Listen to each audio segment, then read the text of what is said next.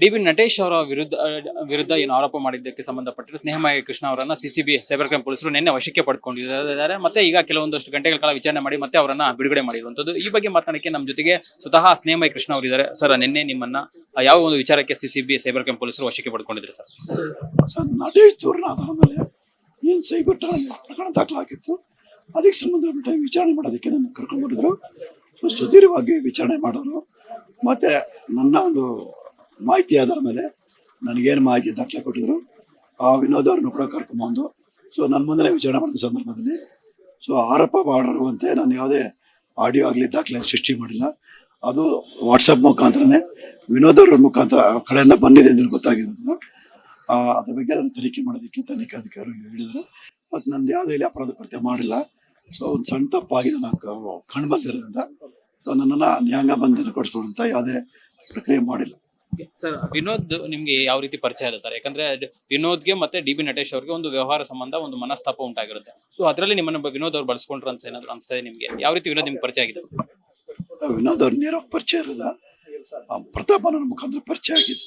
ಅವ್ರು ಪ್ರತಾಪ್ ಅವ್ರ ಮುಖಾಂತರನೇ ಆ ಆಡಿಯೋ ಮತ್ತೆ ದಾಖಲಾತಿಯನ್ನು ಕಳಿಸಿದ್ರು.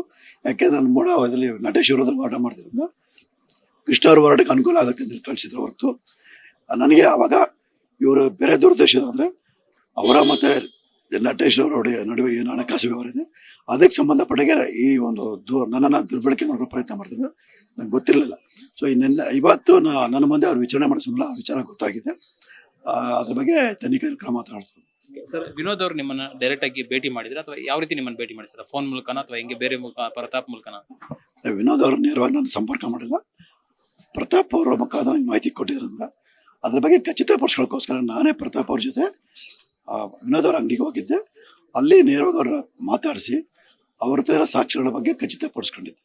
ಸರ್, ವಿನೋದ್ ಅವರು ನಿಮ್ಗೆ ಏನು ಕೊಟ್ಟಿದ್ದಾರೆ ಅಂತ ಹೇಳ್ಬಿಟ್ಟು ನೀವು ಸಿಸಿಬಿ ವಿಚಾರಣೆಯಲ್ಲಿ ಹೇಳಿದ್ಮೇಲೆ ಸಿಸಿಬಿ ಅವರು ವಿನೋದ್ ಅವ್ರನ್ನ ಕರ್ಕೊಂಡ್ ಬಂದಿರೋದ? ಹೌದು ಸರ್, ನಾನೇನು ಮಾಹಿತಿ ಕೊಟ್ಟು ವಿನೋದ್ ಅವರೇ ಕೊಟ್ಟಿರೋದ್ರ ಬಗ್ಗೆ ನಾನು ಹೇಳಿದ್ರಿಂದ ಆ ವಿನೋದ್ ಅವ್ರನ್ನ ಕರ್ಕೊಂಡ್ಬಂದು ವಿಚಾರಣೆ ಮಾಡಿದಾಗ ಸತ್ಯ ಗೊತ್ತಾಗಿದೆ. ಈಗ ನೀವು CS ಅವ್ರ ವಿರುದ್ಧ ಏನು ಫೇಸ್ಬುಕ್ ಅಲ್ಲಿ ಒಂದು ಆರೋಪವನ್ನು ಮಾಡಿದ್ರೆ ಆ ವಿಚಾರಕ್ಕೆ ಸಂಬಂಧಪಟ್ಟಂತೆ ಏನ್ ಹೇಳ್ತೀರಾ ಸರ್? ನನಗೆ ವಿನೋದ್ ಅವ್ರು ಹೇಳಿದ್ದೆ ಶಾಲಿನಿ ರಿಜಿಸ್ಟ್ರೇಷನ್ ಅಂತ ಹೇಳಿದ್ರು. ಆ ಕಾರಣದ ಶಾಲಿನಿ ರಿಜಿಸ್ಟ್ರೇಷನ್ ಅಂತ ನಾನು ಆರೋಪ ಮಾಡಿದೆ.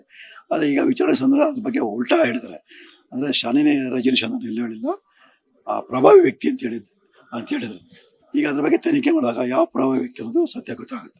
ಅಂದ್ರೆ ಆಡಿಯೋದಲ್ಲಿ ಮಾತಾಡ್ತಾ ಇರೋದು ಡಿ.ಬಿ. ನಟೇಶ್ ಅವರು ಅಂತ ಸತ್ಯ ಯಾರು ಸರ್? ಅವರೇನಾ ಬೇರೆ ಯಾರು? ಇಲ್ಲ ಸರ್, ಡಿ.ಬಿ. ನಟೇಶ್ ಅಂತಾನೆ ಮೇಲ್ನಟಕ್ಕೆ ಕಂಡು ಬಂದಿದೆ.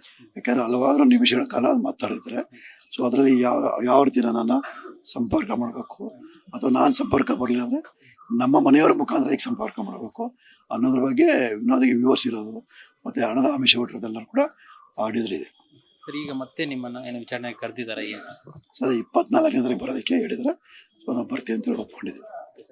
ಎಲ್ಲೋ ಒಂದ್ ಕಡೆ ನೀವು ಹೋರಾಟ ಮಾಡ್ತಾ ಇದ್ರಿ ಮೂಲ ವಿಚಾರಕ್ಕೆ ಸಂಬಂಧಪಟ್ಟಂತೆ. ಆ ಒಂದು ವಿಚಾರಕ್ಕೆ ಸಂಬಂಧಪಟ್ಟ ನೆನ್ನೆ ಏನಾದ್ರು ರೀತಿ ನಿಮ್ಗೆ ಒಂದು ದಿವಸ ಕಿರುಕುಳ ಕೊಡ್ಬೇಕೇನಾದ್ರು ಸರ್ಕಾರ ಪ್ಲಾನ್ ಮಾಡ್ಕೊಂಡಿದೆ ನಿಮ್ಗೆ ಏನಾದ್ರು ಅನ್ಸ್ತಾ ಇದೆ ಅಥವಾ ಯಾವ ರೀತಿ ಅನ್ಸುತ್ತೆ? ಇಲ್ಲ ಸರ್, ಆತರ ಯಾವುದೇ ಒಂದು ಬರಲಿಲ್ಲ. ಅನುಮಾನ ಆಯ್ತು ಪ್ರಾರಂಭದಲ್ಲಿ.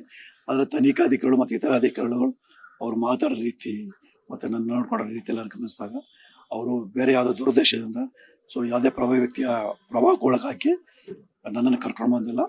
ಈ ಪ್ರಕರಣ ಗಂಭೀರವಾಗಿರೋದ್ರಿಂದ ಆದಷ್ಟು ಬೇಗ ಒಂದು ಸತ್ಯನ ಈಚೆ ಹೊರತರಬೇಕು ಅನ್ನೋ ಕಾರಣಕ್ಕೆ ನನ್ನ ಕರ್ಕೊಂಡು ವಿಚಾರಣೆ ಮಾಡಿ ಕಂಡು ಬಂದಿದೆ. ಇದಿಷ್ಟು ಸ್ನೇಹಮಯಿ ಕೃಷ್ಣ ಅವರ ಮಾತುಗಳು. ಅಂದ್ರೆ ಡಿ.ಬಿ. ನಟೇಶ್ ಮತ್ತೆ ವಿನೋದ್ ಅವ್ರ ನಡುವೆ ಏನು ಅಭಿಮಾನಿಸ್ ಇತ್ತು, ಆ ಹಿನ್ನೆಲೆಯಲ್ಲಿ ನನ್ನನ್ನು ಬಳಕೆ ಮಾಡ್ಕೊಂಡಿದ್ರು ಅನ್ನೋದು ಅದು ತನಿಖೆ ವೇಳೆ ಗೊತ್ತಾಗಿದೆ. ಹಾಗಾಗಿ ನನ್ನನ್ನು ಮುಂದಿನ ದಿನಗಳಲ್ಲಿ ವಿಚಾರಣೆ ಕರೆದ್ರೆ ನಾನು ಬರ್ತೀನಿ ಅನ್ನೋ ಮಾತನ್ನ ಆ ಸ್ನೇಹಮಯಿ ಕೃಷ್ಣ ಹೇಳ್ತಾ ಇರುವಂತದ್ದು. ಕ್ಯಾಮರಾಮನ್ ವಿಶ್ವನಾಥ್ ಜೊತೆ ಅರುಣ್ ಕುಮಾರ್, ಅಶ್ವವೇಗ ನ್ಯೂಸ್, ಬೆಂಗಳೂರು.